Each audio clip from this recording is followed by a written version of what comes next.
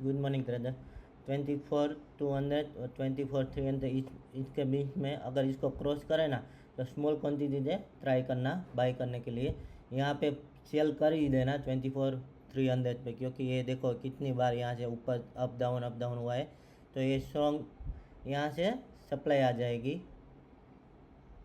Okay, फिर नीचे अगर नीचे है ना तो 23,900 और 23,900 और 23,800 के बीच में अगर यहाँ से कहीं पे सेल किया है ना तो यहीं कहीं पे प्रॉफिट बुक कर लेना, क्योंकि ये बाइंग जोन हो जाएगा। फिर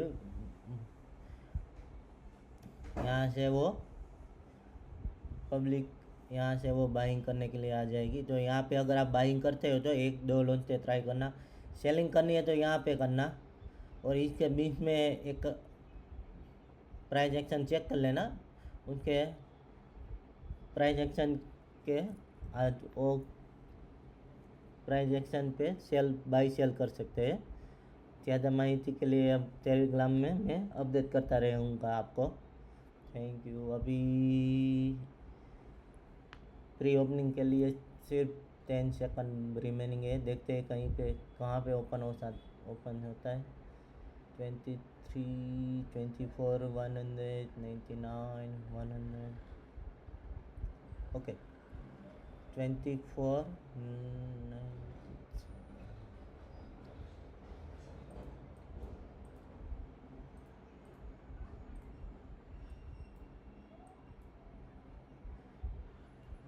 अभी प्री ओपनिंग क्लोज होने में मोटा 24,900, 24,90 या 100 के आसपास क्लोज करेगा। ओके, 24,96 पे क्लोज हुआ है। देखो ये प्री ओपनिंग है 24,096। Thank you. अभी वो यहाँ से एक कैंडल यहाँ पे बनाएगा, फिर वो यहाँ पे चेक कर लेना प्राइस एक्शन क्या बनती है। अगर वो अप जाता है तो यहाँ तक का टारगेट रख के 1 क्लोज या 2 क्लोज में ही बाई करना।